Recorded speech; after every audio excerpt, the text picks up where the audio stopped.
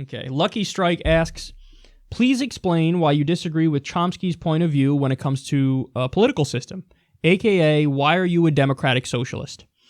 So, in other words, this person's asking, hey, why are you to the right of a guy like Noam Chomsky?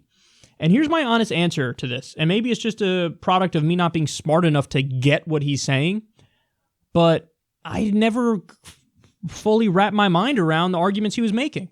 Like, I've listened to some lectures, and I think there was like some radio conversation he had about his preferred political system, and it's basically libertarian socialism or anarcho-syndicalism, it's called. And, you know, it is so wildly different from how we do it now that I couldn't conceive of it. Like, I just don't get it. Even theoretically, I'm like, what are you saying? So you wake up in the morning and then you do what? And I didn't understand any of his explanations. None of it landed. So I read a book when I was younger, Chomsky on Anarchism, and in that he kind of lays it out. It was kind of above my head at the time, but I've listened to conversations about libertarian socialism or anarcho-syndicalism, which he pushes for. It's a very communal-based society. He actually points as his ideal in existence as like a kibbutz in Israel. I don't know. By the way, I'm not even necessarily a democratic socialist. They are just to the left of me. I'm a social democrat, which means I'm in favor of a Scandinavian system. I mean, it's, you know, that's why a lot of people listen to the show say I'm right of them, because I probably am. You know, I'm kind of in agreement with Bernie Sanders. Now, Bernie calls himself a democratic socialist, but when you look at his policy positions, he actually is pretty clearly a social democrat, because he seems to favor like a, you know, Scandinavian system, Norway, Denmark, Iceland, Sweden.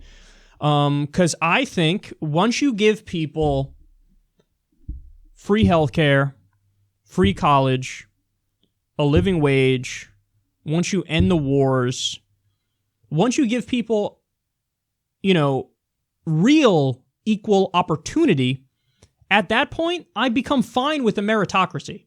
If you have the minimum to live a decent life, to live a life free of, you know, degradation, to live a life free of poverty, if you have that bare minimum, then I have no problem then at that point turning around and saying, okay, now it's on you if you want to make it within the context of the system we have here that we've set up. So a mixed market system is, I like the idea of a meritocracy in that the harder you work, the further you go, but only if you have the bare minimums met, which I think includes, you know, there should be unions that fight for workers. There should be a living wage. There should be free college and free healthcare and, you know, even daycare and universal insurance. Certain things should be off the table, but once you get those things off the table, yes, I'm not 100% anti-capitalist. I think there is something about that kind of system where the harder you work, the further you go conforms with human nature. And you want to feel like there's a little bit of competition going on and you're going to be better than the next person and you can beat the next person. And that is an incentive to push and go further. And there is something about the market system in certain industries that makes sense, where you try to create the best product at the cheapest cost. And, you know, the example I always use is look at the cars that came out of the Soviet Union versus the cars that come out of the U.S. In the U.S., it was capitalism and competition that got us amazing cars that can do amazing things, whereas the ones that came out of the Soviet Union were comical because there's no competition. So nobody's trying to make a better product at a cheaper price. So you have these totally inefficient, silly cars that we wouldn't make with the worst manufacturer here.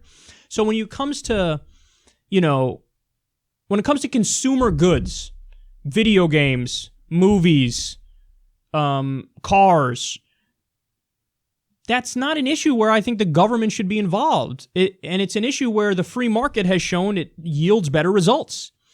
Whereas other issues like healthcare and health insurance and education, the government does it better.